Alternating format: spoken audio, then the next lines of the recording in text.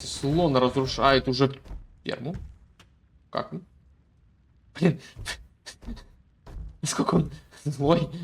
Злой этот слон, я не знаю.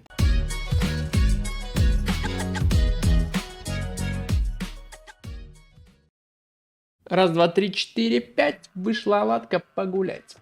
Ну что, ребята, соскучились по видосам? Давайте смотреть. Погнали. У нас турнир Kirita Street Cup 2. В группе A уже есть 3 участника. Это антагонист Форвин и Оладучек. Ну что, играем против Форвича, и он у нас недавно апнул 200, то есть реально очень-очень сильно поднялся. Молодой игрок из России. Я, честно говоря, даже не знаю, ему лет 16-17. И он в клане Shell. Соответственно, зарубились мы с ним нормально, уже счет 1-1. И моя домашняя карта, решил я выбрать карту Богленд. Богленд карта довольно странная, если заметите, да? На старте вам дается... На старте вообще это Nomad Start, где холмик, вышка на самом холме, она охраняет таких вот чуваков, типа оленей, Айбекс. И есть мельница. Очень странно, зачем это в начале мельница? Ну, чтобы оленей собирать, все такое. А тут еще, оба, и Раджу стал. В общем, вы, наверное, поняли мою идею. Взял я Гурджар и буду в эту мельницу бесконечную посылать всяких чуваков. Где же мой верблюд гурджарский? Вот. Вот он ходит и собирает. Кстати, а верблюд видит... в принципе, он видит, по-моему, так же, как и скаут. Но я не уверен, возможно, чуть-чуть меньше. В общем, видит он не очень далеко, но как может. Вот, например, этого было тяжело найти.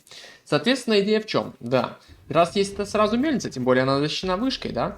Ну, отлично, собираем буйволов, которых не стоит, я 150, соответственно, еще больше инкама еды от Гурджар идет. То есть они там бесконечно у нас есть, ну и, в принципе, можно и достать, окей, 10 мест посадочных есть. Ну, а как говорится, можно ограничиться и не только одной мельницей, можно делать и больше. Также появляются кусты, как компенсация, соответственно, еды становится много. Ну что, погнали мотать пока что, потому что сейчас у нас будет реально, то есть... Моя задача это просто собирать как можно больше буйволов, не давать их врагу. Очень рано, кстати, очень рано. Заметьте, Форвин меня нашел. Прям моментально он меня нашел, честно говоря. Я в шоке был. Я боялся, что он у меня уведет много буйволов, но вроде как они идут. И да, все на месте. Ну что ж, и довольно рано, я так понял, мы ратушу поставили. Соответственно, Чеха мы опередили. Да, ратуша чуть подальше, но чехи.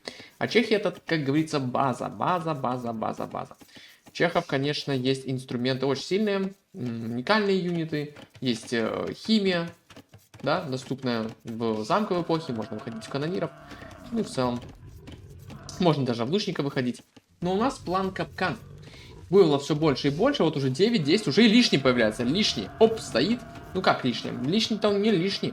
Тут я, конечно, думал, ставить ли вторую мельницу, да, и засовывать еще больше буйволов, но каждое новое животное дает меньше постоянного вот количества еды в секунду. Поэтому я прикинул, что, блин, мне либо фермы тогда засеивать еще, лучше я буду есть, и, короче, буду здесь постоянно держать 10. Интересно, кстати, каких буйволов я тут не смог найти. Вот некоторых не смог, не получилось. Ну, чуть-чуть. Но новые идут, хотя очень медленно. Соответственно, вроде по добытым ресурсам мы просто улетаем пока в космос, честно говоря. За счет, наверное... Еда. Ну да, еда на 300 там с чем-то больше. Это хорошо.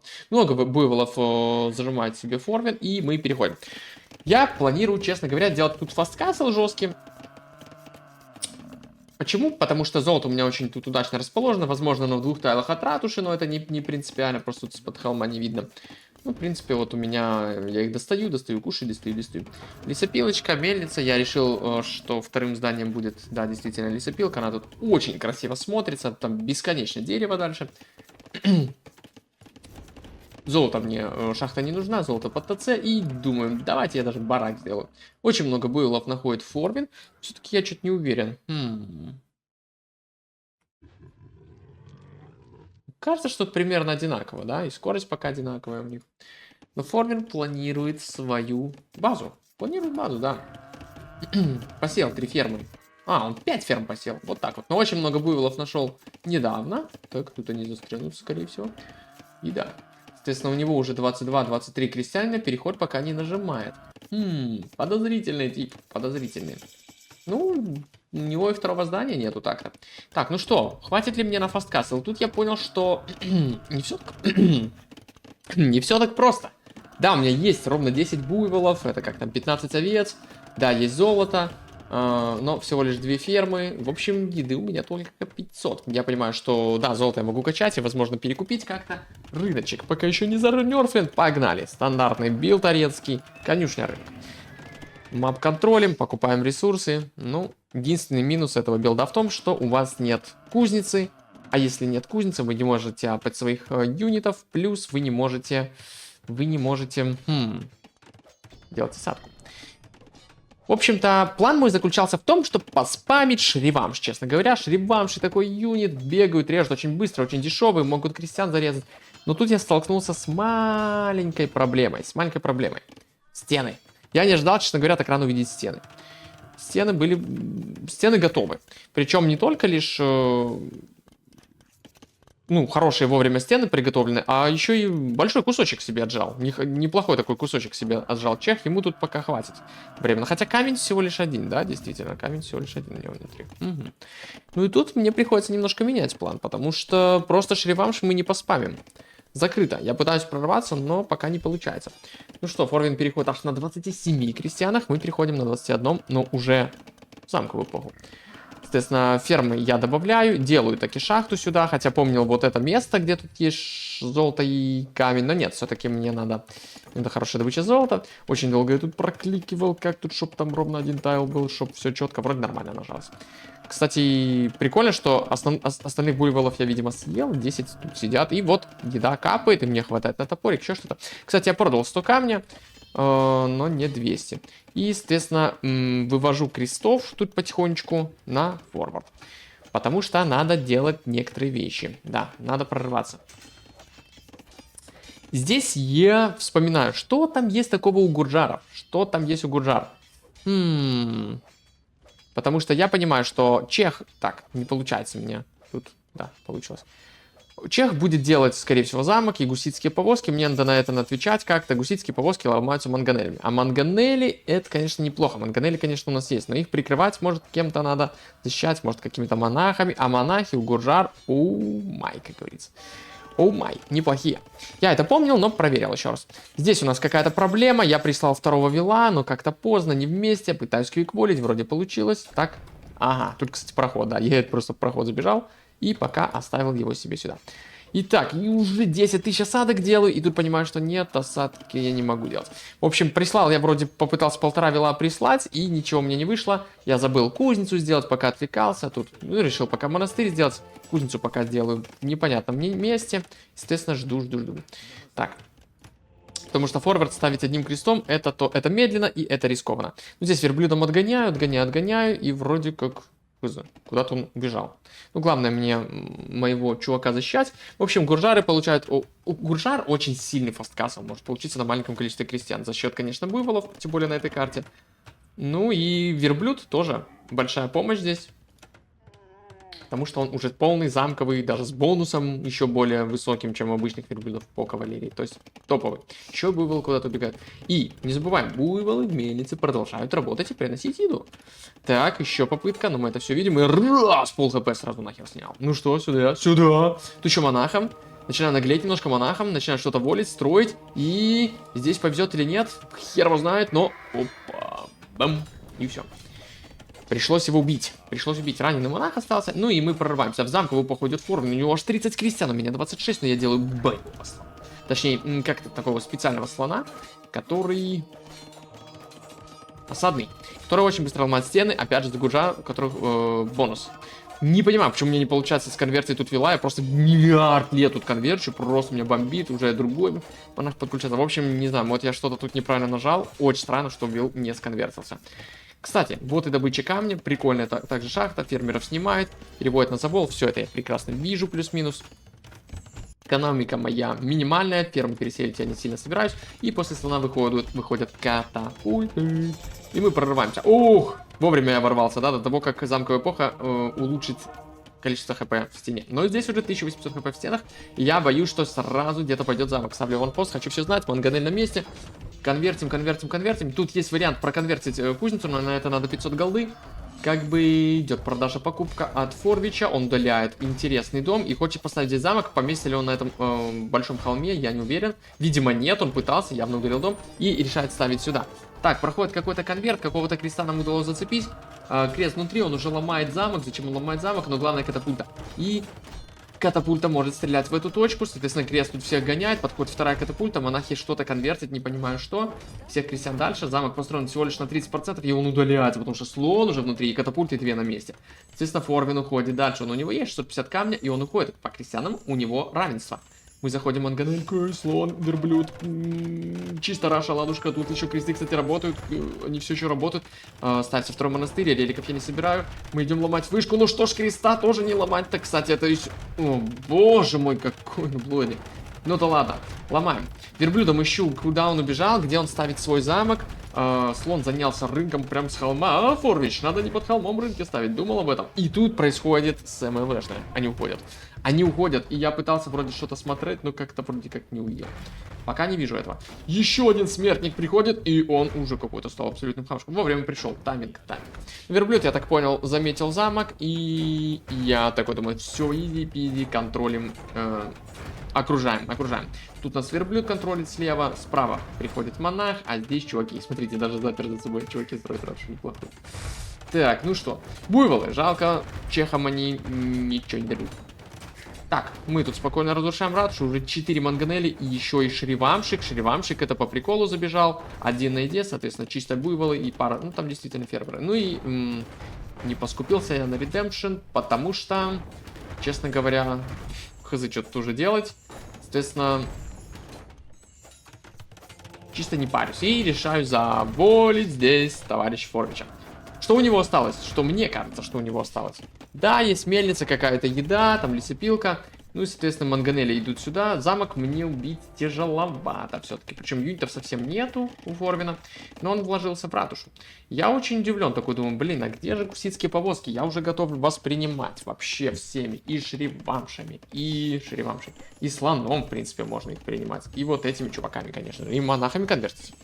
Как бы, короче, да. Ну, я такой думаю, блин, что-то ничего не понятно. Соответственно, все на камень, ребят, все на камень. Буйволы на месте. Слон разрушает уже ферму. Как? Блин. Насколько он злой. Злой этот слон, я не знаю. Соответственно, здесь аванпост, подходит житель, закрывает все проходы, все прокликивается. Гусицкие вагоны, конечно же, будут. Конечно же, будут. Тут ставится монах, второй уровень заволов, то есть все у нас чики-пуки. А здесь, знаете что? Делаются кресты. И Форвин опережает по крестам. Вообще, формально я убил 4 креста, один из них мой. Ну, нормально, в общем, да. Нормально. Одного своего, 3 форвичевских. Кстати, какой у меня айдол? Нормальный, 4-минутный такой мужицкий айдол. 36 крестов, в принципе, можно заканчивать. Топорик. Топорик. У нас, кстати, тоже из закапов всего лишь топор и скорость на монахов. А для чего эти скорость на монахов? Погнали релик собирать. Да, погнали релик собирать. Соответственно, я вообще не парюсь. Выходит, чего? Ну, кстати, с холма они захавали монаха. Я такой, блин. Они захавали шривамшу. Я такой, блин, ну слон работает. Слона они быстро не захавают. А у слона, насколько я помню, есть бонус по осадке. 33. Такой интересный бонус.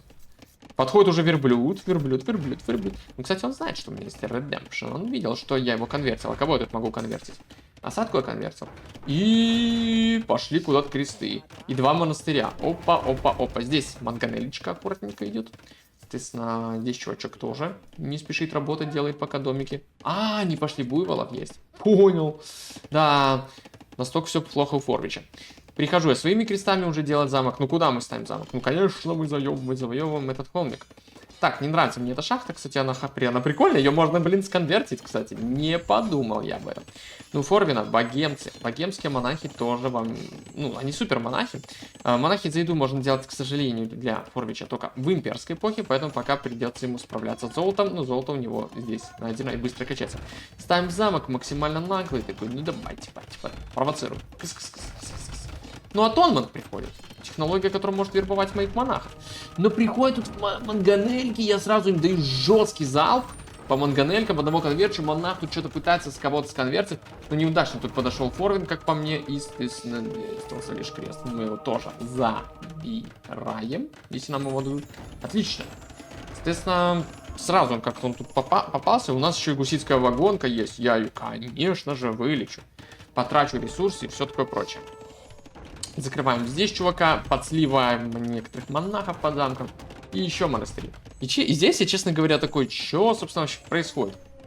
Где он живет? Я даже сделал скаута, запарился, прошифтовал всю карту. И я не понимаю, где он? Посмотрите, я смотрю. Здесь у меня буйволы, там монахи ходят, собирают релики. Здесь релики, я там куда-то послал, по-моему, кого-то. Да. Ищу, ну все проверил. Все проверил. Там сходил сюда. Сюда сходил. Да, все проверил. Не все. Вторая стрела. Вторая стрела, делаю вышку. И вышка, знаете что? Вышка, она интересная. Кстати, нашел новый рынок. Такой, о, это дэмэдж. Это дэмэдж, наверное. Но Форвин доживает и до редемпшн. Окей. Так, вышка мне показывает тут какой-то монастырь. Угу. А их там много. 3 штуки, охренеть. 3 штуки. Делаю сюда осадку. Не очень помню для чего. Слон. Кстати, самое интересное, что слон, да, его чинить нельзя, но его можно вылечить монахом. Но его даже можно в замке отхилять. Его можно посадить в замок. Осадку, которую можно посадить в замок. Я прям не шучу. И тут я понимаю, что Форвина откуда-то нахрен взялось 500 голды, и он может колдовать мои манганели. Я такой, не понял. Так, берем наш атонмент. Удаляю вилов. Ухожу манганелькой. И тут я такой думаю, а у тебя есть хп? Если у тебя нет хп, то я ваншотну тебя. Стоп. Просто прикольно, он делал хп в этот же момент. Я стреляю, хочу удалить. Я нажимаю delete сразу, но не успел. Он сконвертил. Причем он отменил хп монахом. Ну правильно, хера надо уже, все равно монах сдох. Делает хп, делает точнее апгрейд на скорость монахов и крестьян, кстати. И манганельку он таки забрал. Хотя я думал, все будет немножко по-другому. Приходится удалять осадку, но не монастырь. То есть тут мне уже моих знаний хватает, что монастырь конвертить нельзя. Нельзя, но может манганель его убить. Соответственно, монахи со скоростью теперь. Тык-тык-тык-тык-тык-тык-так. Не боится Форвин, не делает хп на монахов, говорит и так себе. Ну я так немножко напрягаюсь, монахи с поисков реликов возвращаются и такие с девушем начинают вербовать. Ну здесь погнали, как говорится. Как говорится, кому блокернет. Блокировок номер 1, номер 2. Конвертит, кстати, вот этого чувака, интересно. Тоже какие-то конверты проходят, но у меня есть 0,0001 деньга. И мы делаем потом скаута, или это тот же скаут, 2 скаута у нас. Здесь, соответственно, вижу катапульту, возвращаю себе, это ж моя катапульта, мои монахи, вот это все. Здесь у нас тоже монах на монаха, но у нас есть дебушин, у нас есть 2 скаута, они вернулись, монахи выходят.